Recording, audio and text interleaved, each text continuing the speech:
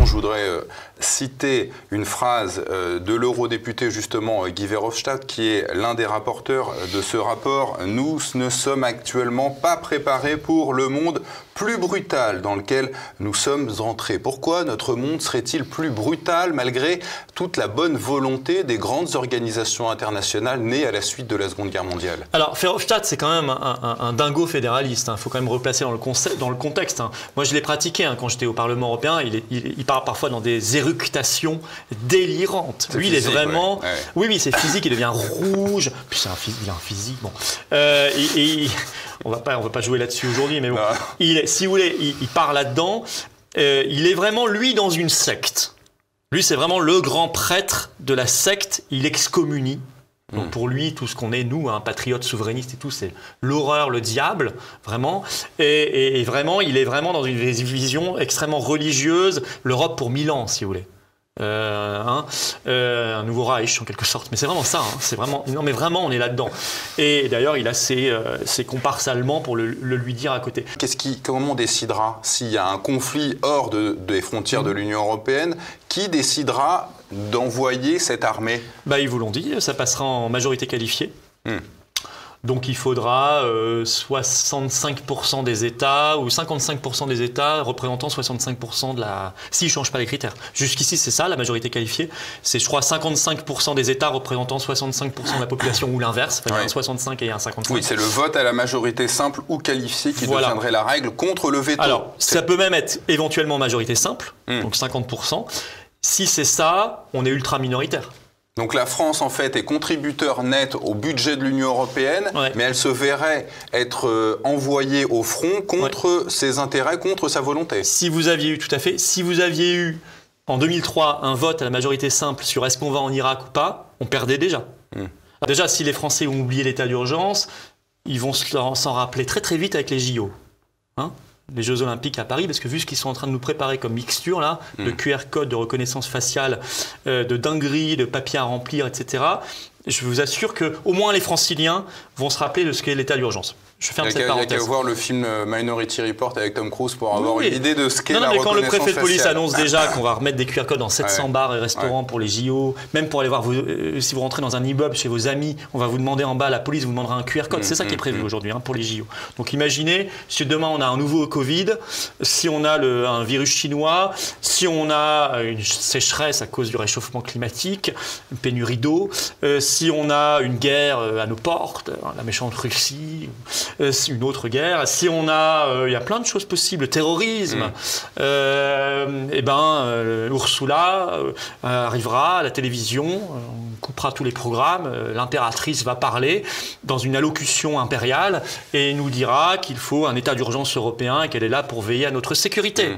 Vous resterez confinés chez vous, vous montrerez votre QR code devant la caméra, on vérifiera votre visage par ailleurs en reconnaissance faciale et ce sera le meilleur des mondes.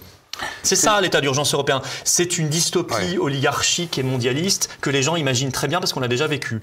Christophe, mais qu'est-ce que l'Allemagne aurait à gagner à confier tous les pouvoirs entre les mains de Bruxelles? Vous nous dites que c'est Berlin qui a la main sur Bruxelles?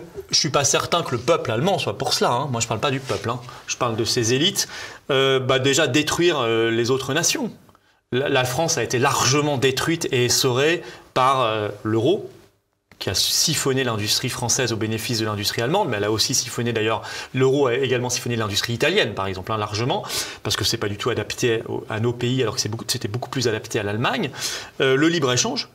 En ce moment même, là, vous avez l'Allemagne qui pousse à l'adoption du traité de libre-échange Union européenne-Mercosur. La France est contre, enfin l'Allemagne pousse, et il se trouve que le commerce, c'est une compétence exclusive de l'Union européenne. Donc de toute façon, même si Macron est contre, ou s'il fait semblant d'être contre, à la fin, c'est Ursula qui va décider. Parce que la France n'a plus son mot à dire en matière de commerce, mais vraiment plus rien. C'est une compétence exclusive, ça veut bien dire ce que ça veut dire. L'élargissement à l'Est était déjà un coup de force allemand pour aller vers son hinterland. La directive travail détaché, c'est une directive qui a servi les intérêts allemands, avec une baisse des salaires massive dans cet hinterland, en faisant venir des gens de Pologne, de Roumanie, etc. Et même, si vous voulez, quand ils ont fait venir massivement des migrants en 2015, c'était pour les rémunérer à 1 euro de l'heure. Vous savez, l'Allemagne ayant un problème démographique encore plus prononcé que la France. Donc, en réalité, on voit bien que toutes les grandes politiques structurellement ont été très allemandes. Je ne dis pas que le peuple allemand ou l'allemand de la rue est forcément gagnant là-dedans. Je ne suis pas certain de cela. En tout cas, une certaine élite industrielle allemande ou politique ou très liée aux enjeux atlantistes américains, elle y a clairement intérêt depuis bien longtemps. Et malheureusement, nos élites françaises, entre guillemets pour élites, sont soumises à cela depuis bien longtemps.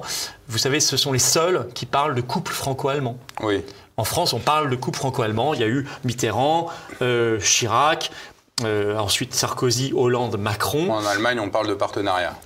On parle de partenariat quand on en parle. Dans le dernier grand discours de Scholz, le chancelier allemand, la France n'était même pas mentionnée. Le mot Frankreich n'apparaissait même pas dans le discours. Il a parlé de plein de pays, mais pas de la France. Il a parlé beaucoup plus des États-Unis, mais pas de la France. Donc en fait, c'est même pas un partenariat, c'est plus rien. C'est juste un pays à écraser, politiquement, diplomatiquement, et aller récupérer tout ce qu'on n'a pas encore récupéré, la dissuasion nucléaire, le siège au Conseil de sécurité. On va y venir. Voilà. On va aller au fond des choses tout de suite, on va simplifier. On peut rentrer dans le détail de ce qu'il y a dans le traité, on va le faire. Mais ça veut dire, d'ailleurs Mario Draghi a craché le morceau cette semaine, l'ancien président de la BCE, il a dit il faut transformer l'Union européenne en un État. Moi, avant même qu'il parle, j'avais fait dans mes analyses, ce traité vise à transformer l'Union européenne en un État. Donc on n'avait pas besoin même qu'ils le disent, on l'a bien vu. Leur but, c'est ça. Et c'est ça depuis le départ, en fait. Ils veulent que l'Union européenne soit un État sans peuple. Espèce de truc, de construction chimérique, donc totalitaire. Quand vous avez un État qui a tous les pouvoirs d'un État intérieur et extérieur, mais qui n'a pas de contrôle populaire possible, puisqu'il n'y a pas de peuple européen, il n'y a pas de mécanisme démocratique, il n'y a pas de mécanisme de contre-pouvoir, la justice est aux ordres, tout ce qui est juge européen, c'est complètement lié aux institutions, c'est aux ordres. On appelle ça un totalitarisme.